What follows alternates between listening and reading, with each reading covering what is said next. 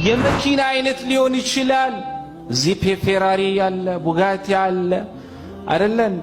እነዚህን መንዳት ያልቻልከው አብሽር ትነዳዋለህ እዛ። ወላሂ ታዲያ ኢትዮጵያኖች መች ሳንጠይቅ ዝም ብለን እንቀበላለን? የመጀመሪያዋ ጥያቄ ምን ትላለች መሰላችሁ? ትራፊክ ይኖራል ወይም መጽሐፋቸውን ያነብላቸዋል። አማኞቹም ታዲያ ጭንቅላታቸውን ይዘው ኡ ማለት ነው የቀራቸው። ይህ በቁርአን ውስጥ አለን እያሉ እየጠየቁ ይገኛሉ። እሱንም እንመለከታለን። ላ ተሳስተሃል አይባልም። አዎ እኛ አንበላም። ሰው እንዴት ሰው ይበላል እኮ። እኔም እኮ ገርሞኝ ነው። አንዳንዱ ቢራብ አንቺ ብትራቢ፣ ለምሳሌ አሁን አንዱ መጥቶ አርደሽ ክርስቲያኖችን ወይንም ካፊሮችን ከእስልምና ወጡትን አርደሽ መብላት ትችያለሽ ቢልሽ ሴጣን ነው ይሄ አስተምሮት ያለሽ? ቀድማት ያፎይ ከይቅርታ ጋር አንዴ ተራደብክ ሴጣን ነው ብዬ ነው ማምነው። እንዴ ከሌላ እምነት የወጣውን ይበላል ብዬ አላስብም። ውድ ኦርቶዶክሳውያን እንደምን አላችሁ? ሁላችሁንም በያላችሁበት ሀገርና ሰዓት አቆጣጠር ሰላም ብያለሁ። ይህ ቪዲዮ ከደረሳችሁም እንደተለመደው ላይክ አድርጉ፣ ሰብስክራይብም ሼር ማድረጋችሁን እንዳዘነጉ። ቀጥታ ወደ ቪዲዮቹ እንሄዳለን። እንደምን አመሻችሁ። እኔ ምስክርነት ልናገር ነው የመጣሁት። አባቴ ታሞብኝ ነበርና ከዛ እመቤቴ ጋር መጥቼ እና አባቴን ማሪልኝ ብዬ ነገርያት ነበር። አባቴን ማረችልኝ። እግዚአብሔር ይመስገን ብላችሁ አመስግኑልኝ። ቅዱስ እግዚአብሔር ይመስገን በሉላት ለዚች ብላቴና። የእናንተን ቤተሰብ በምልጃዋ በረድኤቷ ያስጎበኘች እናታችን ቅድስት ድንግል ማርያም የሁላችንም ኢትዮጵያኖች ችግራችንን ትቅረፍልን፣ እንዲሁም ሀገራችንን ሰላም ታደርግልን። ሐሰተኛ ነቢያቶች ከክርስቲያን ውጭ ያሉ ቤተ እምነቶች በሙሉ አስተሳሰባቸው አስተምሯቸው ምድራዊ የሆነ ህይወት ነው። አላመናችሁኝም አላመናችሁኝም፣ ተቀበላችሁኝም አልተቀበላችሁኝም፣ የፕሮቴስታንትና የእስልምናው አስተምሮ አንድ ነው። የፕሮቴስታንትና የእስልምናው እምነት አንድ ነው። ሃይማኖታቸው አንድ ነው። ፕሮቴስታንትና ሙስሊሞች አንድ ናቸው። እንዴት እንደሆነ ተመልከቱ። እንግዲህ ክርስቲያኖች፣ ኦርቶዶክሳውያን በማስተዋል ሆናችሁ ነገርን እንድትመረምሩ እጠይቃችኋለሁ። እንዴት መሰላችሁ? በመጽሐፍ ቅዱሱ ላይ የሚሰበክልን ወይም ደግሞ በኦርቶዶክሳውያን አስተምሮ የምናውቀው መጽሐፍ ቅዱስ የሚተርክልን የሚሰብክልን መጽሐፍ ቅዱስ የገለጠልን እውነት ክርስቶስ በሥጋ የተገለጠ አምላክ ነው። ሥጋ በመልበሱ ምክንያት እግዚአብሔርነትን እንደ መቀማት አልቆጠረውም ብሎ ሐዋርያው ቅዱስ ጳውሎስ የገለጠልን በሥጋ የተገለጠው ያ ቃል ሥጋ የሆነው አምላክ ነው። የሰው ልጆችን ለማዳን በሥጋ የተገለጠ አምላክ ነው። የዘላለም አምላክ ነው፣ ግን ሰዎችን ለማዳን በሥጋ ተገለጠ። ይህንን አስተምሮ የምትቀበል መጽሐፍ ቅዱሱ የሚላትን እውነት በአግባቡ የተረዳች ሃይማኖት ኦርቶዶክሳዊ ተዋሕዶ ብቻ ናት። ከዛ ውጭ ያለው አስተምሮ የፕሮቴስታንቱና የእስልምናው ኢየሱስ ክርስቶስን ፈጽሞ ያልተቀበለ ያላመነ መጽሐፍ ቅዱስ የሚናገረውን እውነት መቀበል የማይፈልግ ነው። ይሄ አንድ ያደርጋቸዋል። እንዴት እንደሆነ ተመልከቱ። በእስልምናው አስተምሮ ራሳቸው ኢየሱስ ክርስቶስን ወይም ደግሞ የኢየሱስ ክርስቶስን ቦታ ይይዝልናል፣ ክርስቲያኖችን ለማታለያ ይጠቅመናል ብለው ያስቀመጡት አካል አለ። ክርስቶስን የማይወክል ኢሳ የሚባል በራሳቸው አስተምሮ ያልሞተ ሞትንም ድል አድርጎ ያልተነሳ ኢሳ የሚባል ክርስቶስን የማይወክል አካል አለ። መጽሐፍ ቅዱሱ ደግሞ ያልሞተ ሞትንም ድል ያልነሳ አምላክ ብላ የምትገልጠው ወይም ክርስቶስ ብላ የምትገልጠው አካል የለም። መጽሐፍ ቅዱስ ላይ በፍጹም የሞተ ሞትንም ድል አድርጎ የተነሳ በሥጋ የተገለጠ አምላክ።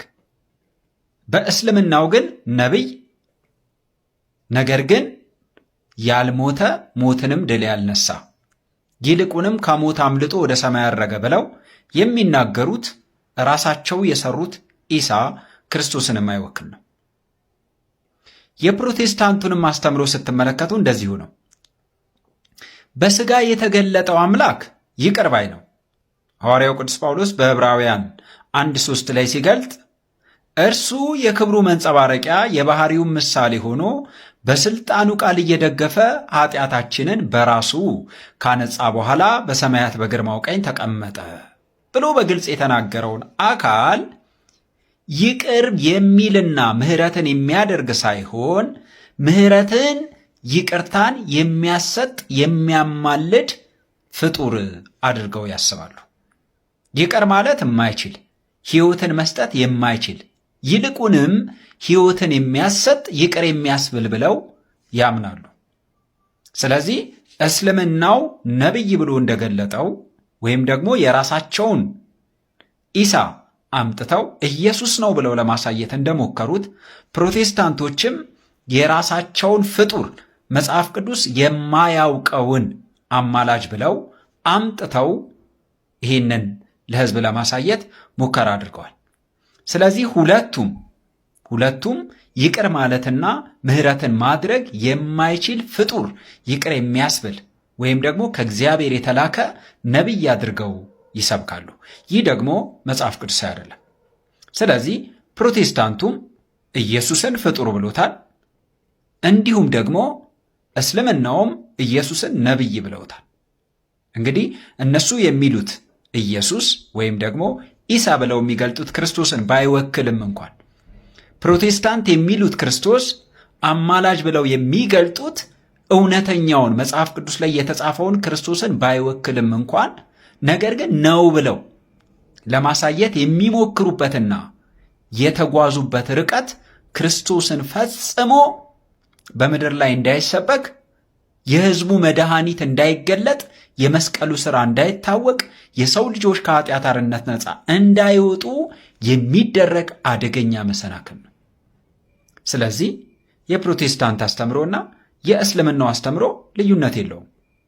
ፕሮቴስታንቱም ሙስሊሙም በእምነታቸው አንድ ናቸው።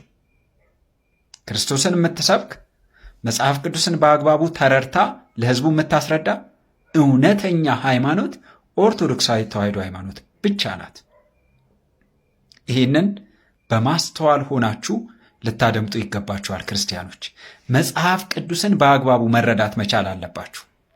ሕይወትን ሊሰጥ የመጣውን ቃል በሥጋ የተገለጠውን አምላክ እንግዲህ የሥጋን ባህሪ ገንዘብ አድርጎ የሰው ልጆችን ያዳነውን ምሕረት የሰጠውን ይቅር ያለውን ይቅር የሚያስብል ምሕረት የሚያሰጥ እያለ የሚያምን አካልና በሥጋ ተገለጠ ነገር ግን አልሞተም ነቢይ ነው ወደ ሰማይ አረገ ብሎ የራሱን ሐሳብ በሰው ዘንድ የሚጭን አካል ሐሳባቸው በዚህም አንድ ነው። ስለዚህ የፕሮቴስታንትና የእስልምና ሃይማኖት አንድ ነው። ወስብሐት ለእግዚአብሔር። ያቆየ ኡስታዞቹ የሚናገሩትን ደጋግመን ሰምተናል። የእኛም ልጆች መጽሐፋቸውን በደንብ አንብበውልናል። የራሳቸው አማኞች ሳይቀሩ መጽሐፋቸው ሲነበብላቸው ጭንቅላታቸውን እየያዙ ኡኡ ማለት ነው የቀራቸው። አንደኛው ኡስታዝ ተነስቶ በጀነት ጉች አሉ ጡት ያላቸው ሴቶች አሉ እነሱን ታገኛላችሁ እያለ እያነባ ይናገራል። ይሄኛው ደግሞ መኪና አለ የምትፈልጉትን መኪና በዛ መግዛት ትችላላችሁ እያለ የማይታመን የማይጨበጥ ከምድራዊ አስተሳሰብ ያልወጣ አስተምሮ ይዞልን ብቅ ብሏል። የተናገረውን እንስማ። የመኪና አይነት ሊሆን ይችላል። ዚፕ ፌራሪ ያለ ቡጋቲ ያለ አይደለ እንዴ? እነዚህን መንዳት ያልቻልከው አብሽር ትነዳዋለህ እዛ። ወላሂ ሰዎች ውብ ናቸው። ለዛም ነው ነቢ ዓለይሂ ሰላቱ ወሰላም በሰሂህ ሐዲሳቸው እንዳሉት ሱቁል ያንል ጉምዓ ሚብያን ጁምዓ ቀን ሁሌ ገበያ አለ። አላህ ይዛ ሰው ይበለ። አብሽሩ እዚህ ሾፒንግ ሄዳችሁ ገንዘብ አጥሯችሁ መግዛት የማትችሉትን ነገር ሁላ አብሽሩ ጀነት ላይ ትንበሸበሻላችሁ። ወላሂ ለዛም ነው የቁል ረቢ ጀለ ወዐላ ወለኩም ፊሃ ማ ተሽተሂ አንፉሱኩም ወለኩም ፊሃ ማ ተደዑን ኑዙለን ምን ገፉር ረሒም ይላል አላህ ጀለ ወዐላ። አላህ ይዛ ሰው ይበለን። ወለኩም ፊሃ ማ ተሽተሂ አንፉሱኩም ለእናንተ በጀነት ውስጥ ነፍስያችሁ ያሻችሁ ነገር አለ። ያሻው ነገር ነው ያለው።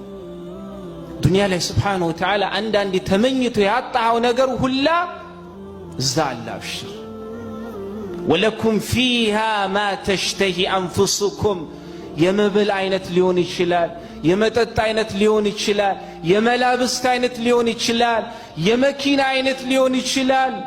ዚፕ ፌራሪ ያለ ቡጋቲ አለ አይደለ እንዴ? እነዚህን መንዳት ያልቻልከው አብሽር ትነዳዋለህ እዛ። ወላሂ ወለኩም ፊሃ ማ ተሽተሂ አንፉሱኩም ወለኩም ፊሃ ማ ተደዑን ቁጭ ብላችሁም የሆነ ነገር አስባችሁ የምትጣሩት ነገርም አለላችሁ። ቁጭ ብላ የሆነ ነገር ትዝ ይልህና እንዲህ ስትል ማሻአላህ አንተ ጋር ያለው እኔ አይደለሁም ነብዩና አለይሂ ሰላቱ ወሰላም ያሉት። አላህ ማለት እንደሰማችሁት ነው። መቼም እኛ ኢትዮጵያን አንዳንድ ጎበዞች አለን፣ መርምረን ጠይቀን ነገሮችን ነው መቀበል የምንወደው። የመጀመሪያዋ ኮሜንት ምን ትላለች መሰላችሁ? ለኡስታዙ የቀረበ ጥያቄ ነው። ትራፊክ ይኖራልን ትላለች። የነዳጅ ዋጋ አጣሩልን። መንጃ ፈቃድ የሌለው ምን ይሁን? ኮንዶሚኒየም ቤትስ አለ? ይቀጥላል። ይህ እንግዲህ ለዚህ ኡስታዝ የቀረበ ጥያቄ ነው። ከምድራዊ አስተሳሰብ ከምድራዊ ፍላጎት ያልወጣ እምነት እንዴት ነው ነፍሳችንን የሚያድነው? ከምድራዊ አስተሳሰብ ከምድራዊ ፍላጎት ያልወጣ ቤተ እምነት እንዴት ነው ስለ ነፍሳችን ተጨንቆ ነፍሳችንን የሚያድን አስተምሮ ከየት አምጥቶት ሊያስተምረን ይችላል? ወንድማችን እፎይ በቁርአናቸው ላይ ያለውን ጽሑፍ ሲያነብላቸው እኮ ጭንቅላታቸውን ይዘው ኡ ማለት ነው የቀራቸው። እስኪ ይችን እንከታተል። ከሌላ እምነት የወጣውን ይበላል ብዬ አላስበውም። ጎበዝ እኛ ግን አሁን እያወራህ የነበረ እስላሞቹ ይበላሉ ስትል ነው የሰማሁት። ኦኬ የአንቺ ሙፈሲሮች ሊቃውንቶችሽ ከመዛቦችሽ ከአራቱ አንዱ ሻፊ ሙስሊሞች እናንተ ከተራባችሁ አለ ሳዳ ከተራብሽ አለ ሙስሊምን አርደሽ መብላታችም የሙስሊምን ልጅ መብላታችም ሙስሊም ስር ወይንም በሙስሊም መስተዳደር ውስጥ ያለ ሙስሊም ንብረት የሆነን የሱን የሰውን መብላታችም። ነገር ግን ካፊር ከሆነ ከእስልምና የወጣ ከሆነ ዝሙተኛ ከሆነ ሽፍታ ከሆነ እሱን ገለሽ ከተራብሽ መብላት ትችያለሽ ይላል። ሚዩት አድርጌውና በጥሞና አዳምጪ። ይኸውላችሁ የተለያየ መጽሐፍ ነው እየከፈተን ያለ ነው፣ አንድ መጽሐፍ አይደለም። አልቁርጡቢን ተፍሲር አሳይተናል። እንደ መዝሐብ ደግሞ የመዝሐቡን ማጠቃለያ ሸርህ አሳይተናል። አሁን ደግሞ ኢማም አልነዋዊ ነን። ኢማም አልነዋዊ ታላቁ የሻፊዒ መዝሐብ ሸርህ ጸሐፊ ማለት ነው። ኦኬ ይኸውላችሁ አንድ የተቸገረ ሰው ሊወስደው የሚገደደው የተከለከለ ሐራም ነገር በሁለት ይከፈላል አለ። አስካሪና አስካሪ ያልሆነ ካለ በኋላ ደሙ የተጠበቀ መወሰም ነፍስ ማጥፋት እስካልሆነ ድረስ ሁሉም ይፈቀድለታል አለ። ስለዚህ ለተቸገረ ሰው ጦርነት ላይ ያለን ካፊርና ሙርተድ ማለት ከእስልምና የወጣን ሰው ገሎ መብላት በእርግጠኝነት ነው፣ ያለ ምንም ጥርጥር በእርግጠኝነት ይፈቀድለታል። እንዲሁም ያገባ አመንዝራን፣ ወንበዴን እና ሶላትን የተወሰው በቀን 5 መስገድ ያቆመን ሰው ማለት ነው። ሶላትን የተወን ሰውም ገሎ መብላት ይፈቀዳል። ይህም አለ ይበልጥ ትክክለኛ ሳሂህ በሆነው አቋም መሰረት ነው አለ። በቃ ዘጋው። ይሄ የእውነተኛ መጽሐፍ ነው፣ የእውነተኛ ቁርአን ነው። ከቁርአን ነው ይሄንን ያነበባችሁ። መዛብ የእስልምና መዛቦች 4 መዛቦች አሏችሁ። ከነዛ ውስጥ አንዱ ሻፊ ነው። ቀደም ያሳየ ነው። ሻፊን ኮት አድርጎ ኢማም ቁርጡቢ ነው። ከሻፊ ማሳየናችሁ፣ ቁርጡቢን ማሳየናችሁ። አሁን ደግሞ ኢማም ነዋዊ ነው ያሳየናችሁ። ወይኔ ተሳስታችኋል፣ የምር ተሳስታችኋል። እንዴ ቁርአን እንደዛ አይልም ብዬ ነው እኔ። አይልም እንዴት አስባለሁ እላለሁ። አይልም ነው የሚለው። እንደሰማችሁት ነው። ወንድማችን እፎይን እናመሰግናለን። ተመልከቱ፣ ሴቶች የገሃነም እሳት ማገዶ ናቸው ይለናል መጽሐፉ። የሚገኘው በሱናን አናሳይ 1575 ነው፣ ግሬዱ ሳይ ነው። አሁንም ደግሞ ሴቶች ቀብር ቦታ እንዳይሄዱ ተከለከሉ ይለናል። እንግዲህ ሳያል ቡኻሪ 1278 ነው። አሁንም ደግሞ ግሬዱ ሐሳን ሲሆን ሱናን ኢብን ማጃ 1574 ላይ ሙሐመድ ይላል ቀብር የሚሄዱ ሴቶችን ሙሐመድ ረገማችሁ ይለናል። ሴቶች የውሮባ ላይ በሆኑበት ወቅት ከወገባቸው በላይ ማሽታት የተፈቀደ ነው ይለናል። አሁንም ደግሞ ወንድ ልጅ ሚስትን ለምን እንደሚመታት አይጠየቅም ይለናል። ወንዶች ሚስቶቻቸው እንደልባቸው ቢመቱ ለምን መተ ተብሎ አይጠየቅም። ግሬዱ ሐሰን ነው። ሱናን ኢብን ማጃ 1986 ነው። ጥቁር ሴት የወራሽኝ ምልክት ናት ይለናል። ሐዲሱ የሚገኘው ጃማ ትርሚዝ 2459 ላይ ነው። በጀነት አነስተኛው ቁጥር የሴቶች ሆነናል። መጽሐፉ የሚገኘው ሰሂህ ሙስሊም 2738 ላይ ነው። እንዲሁም አብዛኛውም ሴቶች የገሃነም ናቸው ይለናል። መጽሐፉ የሚገኘው ሰሂህ ሙስሊም 2737 ላይ ነው። ሴቶች ለወንዶች እርሻ ናቸው፣ እርሻቸውንም በፈለጋችሁበት ሁኔታ ይደርሳሉ ይለናል። መጽሐፉ የሚገኘው ሰሂህ ቡኻሪ 4528 ነው። ሴት ልጅ በሰይጣን አካል ትመሰላለች። ይህም ደግሞ የሚገኘው የሚገርም ነገር ሰሂህ ሙስሊም 1403 ላይ ነው። አንዲት ሴት ባሏ ለውስብ ጥራት ፍቃደኛ ካልሆነች መላእኮች እስኪነጋ ድረስ ይረግሟታል ይላል። መጽሐፉ የሚገኘው ሰሂህ ቡኻሪ 3237 ነው። ሴቶችን በመቀመጭ እሱ ይለፍ። ሴቶች በጀነት እንደ ቡና ቤት በየማዕዘኑ ይቆማሉ። ያው ለዛ ውስጥ ደግሞ የአንድ ሴት ዳሌ ስንት ነው? 96.5 ኪሎ ሜትር ነው በገነት ያሉ ሴቶች ቁጥር። እሺ ተመልከቱ። ሴትን መሪ የሚያደርግም ስኬታማ አይሆንም። መጽሐፉ የሚገኘው ይኸው አልማራም 1409 ላይ ነው። ሴት ልጅ ለሶስተኛ ጊዜ ዝሙት ፈጽማ ከተገኘች በፀጉር ማሳዣ ቢሆን ትሸጣለች። መጽሐፉ የሚገኘው በሰሂህ ቡኻሪ 2234 ነው። እንደ ሙስሊም ሴቶች የሚሰቃይ የለም ማለት የአይሻ ምስክርነት ነው። መጽሐፉ የሚገኘው ደግሞ ምን ላይ ነው? ሰሂህ ቡኻሪ 58:5 ነው። ሴት የወንድን የወስብ ፍላጎት ለማሟላት ከምድጃ ስሯ ላይም ቢሆን አቋርጣ ትምጣ ይለናል። መጽሐፉ የሚገኘው ጃማ ትርሚዝ 1160 ላይ ነው።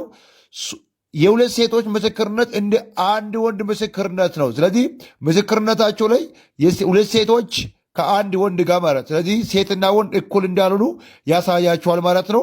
መጽሐፉ የሚገኘው ሱናን አቢ ዳውድ 4679 ላይ ነው። አላህ የነብዩን ፍላጎት ለማሟላት ይጣደፋል። ሕፃኗ አይሻ የመሰከረችው ምስክርነት ነው። መጽሐፉ የሚገኘው ሰሂህ ቡኻሪ 5113 ላይ።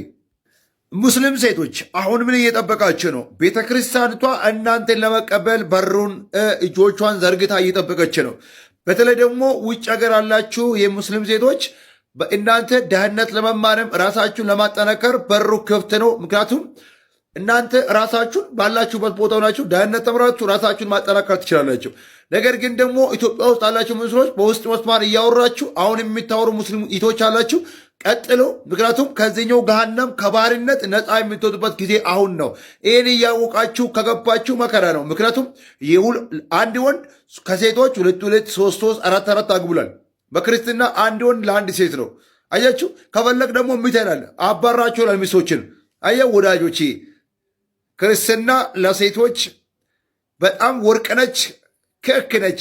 በእስልምናም በፕሮቴስታንት በሌላውም በካቶሊክም ያላችሁ አማኞች ጠጋ እያላችሁ ወደ ኦርቶዶክስ ተዋሕዶ ቤተክርስቲያን መምህራን ትምህርታቸውን ተከታተሉ፣ መጽሐፏን አንብቡ፣ ጥያቄ ታላችሁ ጠይቁ።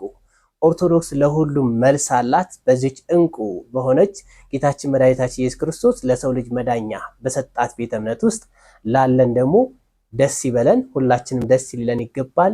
ክርስቲያን ወገኖቻችን እንግዲህ እሁድ እሁድ የአምላክን ስጋና ደም ይበላሉ ይጠጣሉ ማለት ነው። ስጋው ከየት ነው የሚዘጋጀው?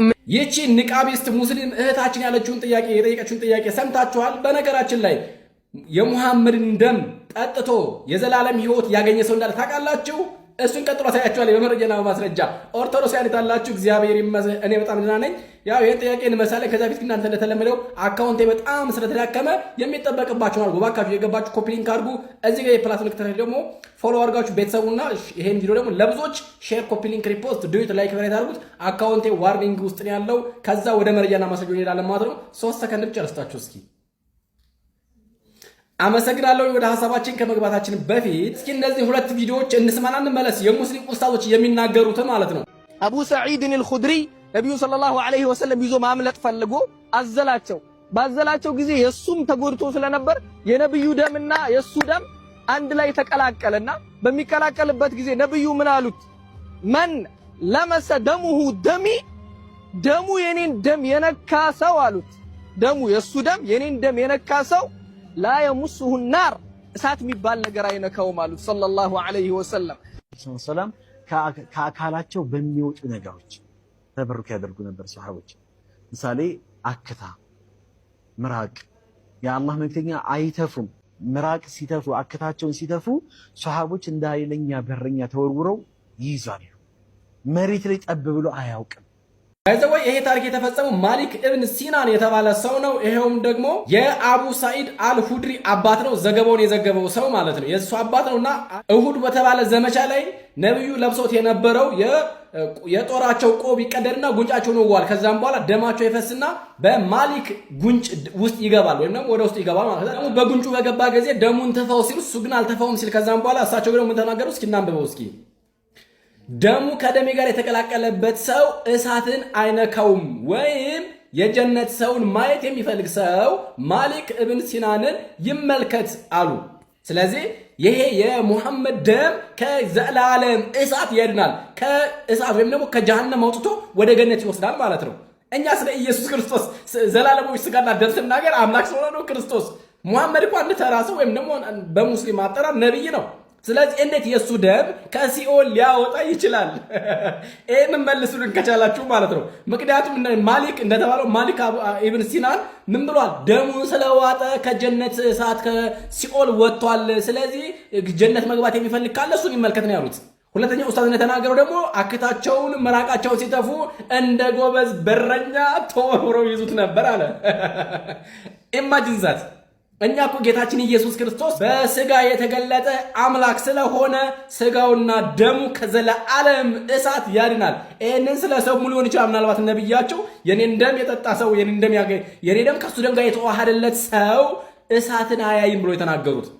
እኛ ግን ጌታችን ኢየሱስ ክርስቶስ ስጋውና ደሙን የምናዘጋጀው ከምን ነው ከተባለ ከህብስትና ከወይን ነው። ግን ደግሞ በቅዳሴ ሰዓት ምን ይደረጋል? ወደ አማናዊ ስጋና ደም ይቀየራል። ስጋ የተለየው መለኮት የተዋሃደው ይሆናል። ስለዚህ ይሄን ደግሞ ስጋና ደግሞ ስንወስድ የዘላለም ሕይወት እናገኛለን። በዮሐንስ ወንጌል ምዕራፍ 6 ቁጥር 50 ጀምሮ እንደተዘገበው ማለት ነው። እሱን ደግሞ ስንበላ የዘላለም ሕይወት እናገኛለን። ልክ በተመሳሳይ መንገድ እናንተም ደግሞ የነብዩን ደም የጠጣ ሰው ደግሞ የዘላለም ሕይወት ያገኛል። እንደተዘገበው በአዲሳችሁ ተዘግቦ እንደተቀመጠው ማለት ነው። ስለዚህ የእናንተን አስቀምጣችሁ የኛን ለመተቸት የምትሄዱበት መንገድ አያዋጣችሁም። ኤኒዌይ የሙሐመድን ደም የጠጣ ሰው የዘላለም ሕይወት ያገኛል፣ ከፍርድ ያመልጣል፣ ወደ ጀነት ይገባል። ይሄን የተናገሩት ደግሞ ነብያችሁ ናቸው። ምክንያቱም ባይዘው እዛው ላይ ይመጣላቸው መገለጹም ምኑ ይመጣላቸው እዛው ላይ ነው። ምክንያቱም ደሙን ተፈው ብለው ታልተፈውም ሲላቸው ነው በቃ ጀነት መግባት የሚፈልግ ሰው ካለ ነው እሱ ይመልከት ማሊክን ይመልከት ያሉት ማለት ነው። ስለዚህ ወንድማችን ሲናገር ደግሞ አቃይ ነው ታሪክ የተናገረው ኤሮ እንዳጠቃላይ ይሄንን ማትፈልጋለውኝ። ስለዚህ ኦርቶዶክሳውያን በድጋሚ አካውንቱን ፎሎ ቪዲዮ ደግሞ ጅጋዋሳ ሼር ኮፒ ሊንክ ሪፖስት ዱዩት ላይክ ፋይት አድርጉት። ሰላም እግዚአብሔር ከሁላችን ጋር ይሁን። ሰላም ያላችሁበት። ለነዚህ ወንድሞቻችን ግን ጥሪ ማቅረብ መጸለይ ያስፈልጋል። ያሉት እርግጠኛ ነኝ በሐሰተኛ መንገድ እጅግ ስውት በሆነ መንገድ ውስጥ ያሉ ሰዎች ናቸው። ሊታዘንላቸው ሊጸለይላቸው ይገባል። እስከ ሰዓት ድረስ አብራችሁ ስለቆያችሁ አመሰግናለሁ። በቀጣይ ቪዲዮ እስከምንገናኝ ድረስ ሰላም ቆዩ።